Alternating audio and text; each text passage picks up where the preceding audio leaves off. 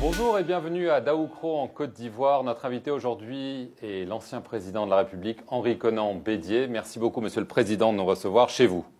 Merci et bonjour, bienvenue à Daoukro.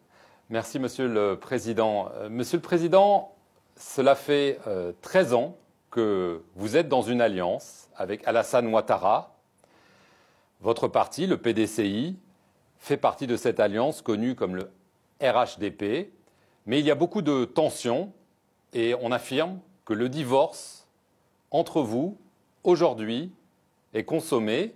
Une question très simple, est-ce que vous êtes désormais dans l'opposition à Alassane Ouattara?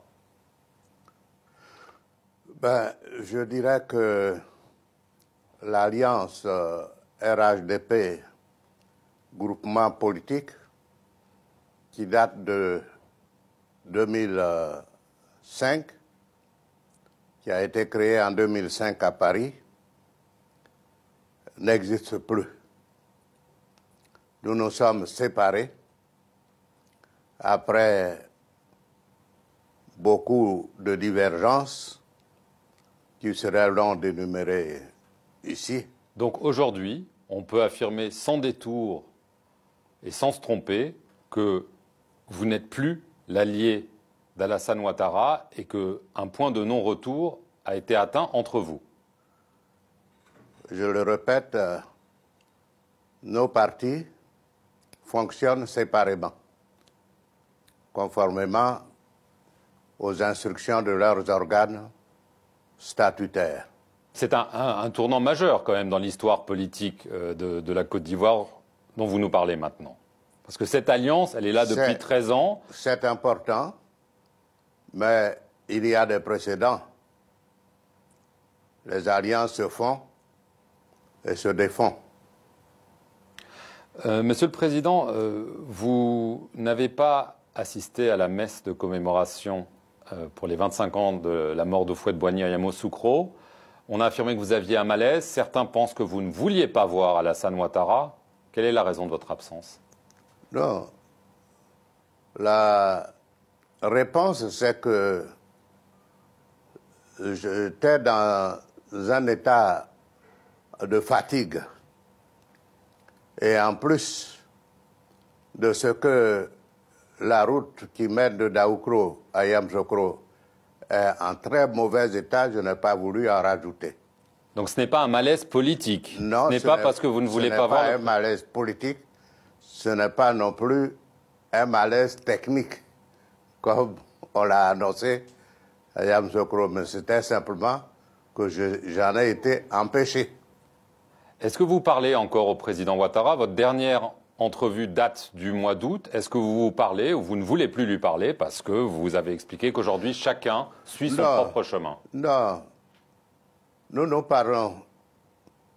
Lorsque le président Ouattara ne m'a pas vu à Yamoussoukro pour cause de malaise technique, comme on l'a dit, le soir même en rentrant à Abidjan, il m'a téléphoné pour savoir comment j'allais. Et nous avons échangé cordialement. Est-ce que vous considérez qu'il a trahi le pacte que vous affirmez avoir passé avec lui lorsque vous avez accepté de ne pas être candidat lors de la dernière élection en 2015, un pacte selon lequel le candidat pour la prochaine élection prévue en 2020 serait issu de votre parti? Lui a affirmé, continue à affirmer, qu'il ne vous a jamais fait cette promesse. Qui ment? Je n'emploierai pas des mots trop forts comme trahi. Pas loin quand même. Je dirais qu'il y a eu des manquements au bon déroulement de notre alliance. Il a trahi sa promesse. Effectivement, le problème de l'alternance au profit du PDCI est un de ces problèmes. Mais il y en a d'autres. Il y a surtout la volonté de créer un nouveau parti, le parti unifié, RHDP, et qui s'est fait selon leur volonté, sans désirer véritablement la participation du PDCI RDA. Est-ce que vous avez l'impression qu'Alassane Ouattara, son parti, vous ont manqué de respect? Je ne sais pas si cela s'appelle le respect, mais effectivement, on a manqué de tenir compte du poids du PDCI RDA dans l'Alliance et du rôle essentiel qu'il a joué dans l'avènement d'Alassane Ouattara au pouvoir à la magistrature suprême en Côte d'Ivoire et de tous les sacrifices que j'ai consentis avec le PDCI RDA pour qu'il soit à la tête de l'État. Vous regrettez? Vous avez l'impression d'avoir été trop généreux, entre guillemets, avec Alassane Ouattara? Après coup, et maintenant, je le regrette. En 2020, le PDCI, si je suis votre logique, aura donc son candidat. En 2020, nous mettrons à exécution, nous, l'ambition de réussir une alternance au profit du PDCI RDA. Et donc, c'est en 2019, avant qu'une convention nationale du PDCI RDA se tiendra pour désigner le candidat du PDCI RDA à cette élection présidentielle de 2020. Alors évidemment, une question brûle les lèvres de tout le monde. Vous avez affirmé à plusieurs reprises que vous ne seriez pas candidat en 2020. Étant donné que l'équation politique a changé, on vient d'en parler, est-ce que vous seriez candidat en 2020 à la présidence de la République? Nous n'avons jamais fait connaître qui sera candidat du PDCI en 2020. Mais vous aviez dit que vous ne le seriez pas. Donc c'est pour ça non plus. Nous avons toujours dit que c'est la convention du parti qui désignera le candidat du PDCI RDA. Vous avez dit l'année dernière dans Jeune Afrique, non, je ne me présenterai pas parce que je ne suis plus si jeune. Voilà, en gros ce que vous avez dit. Est-ce qu'aujourd'hui vous dites la même chose ou vous dites la convention décidera et je n'exclus pas d'être désigné par mon parti? Vous pourriez me dire aujourd'hui je n'en veux pas. C'était une évaluation de l'époque du moment. Ça a changé donc. Voilà. Je ne dis pas aujourd'hui que je serai candidat, mais je dis que c'est la convention du PDCI qui désignera le candidat. Alors, est-ce que vous serez candidat à la candidature, comme on dit? Il se pourrait que ce ne soit pas moi. Il se pourrait que ce soit vous. Il se pourrait que ce soit moi. Vous avez parlé plus largement, après donc votre rupture, qui est maintenant claire et nette avec Alassane Ouattara et son parti, de créer une nouvelle plateforme. Avec quel parti? Est-ce que ça veut dire avec Guillaume Soro, le président de l'Assemblée nationale, qui flotte un petit peu, on ne sait pas exactement à qui il appartient, avec le parti de Laurent Gbagbo, le FPI? Avec qui est-ce que vous êtes prêt à vous allier contre Alassane Ouattara? Nous pensons qu'après la rupture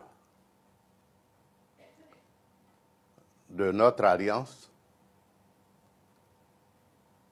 à la demande de plusieurs autres partis politiques qui m'ont sollicité,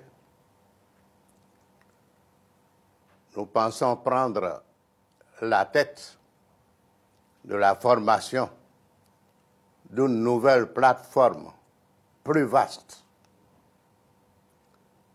comprenant tous les partis politiques qui partagent les valeurs de la non-violence, les valeurs de la tolérance et les valeurs de l'état de droit.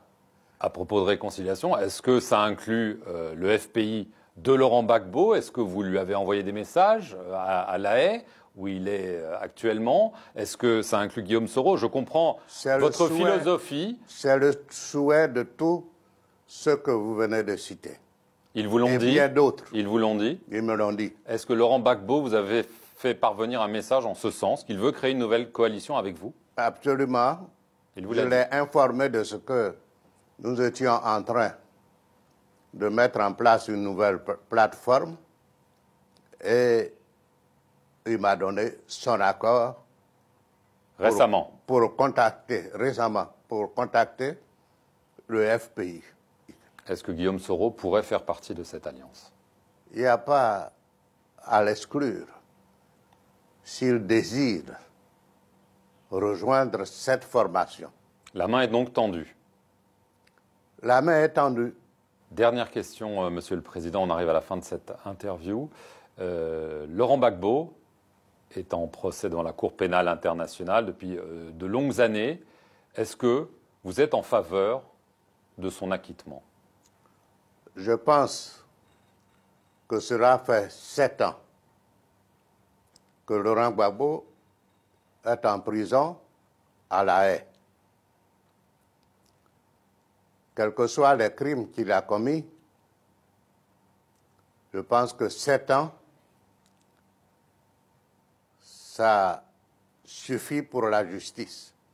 Et je pense que, comme son procès tire à sa fin, j'espère vivement qu'il soit libéré, qu'il retrouve la liberté, sa liberté. Et qu'il rentre en Côte d'Ivoire? Et qu'il rentre en Côte d'Ivoire. Très bien. Je vous remercie beaucoup, Monsieur le Président Henri Konan-Bédier, de nous avoir accueillis chez vous, à Adaoukro. Et merci à vous d'avoir suivi cet entretien sur les antennes de France 24. Restez-y pour plus d'informations.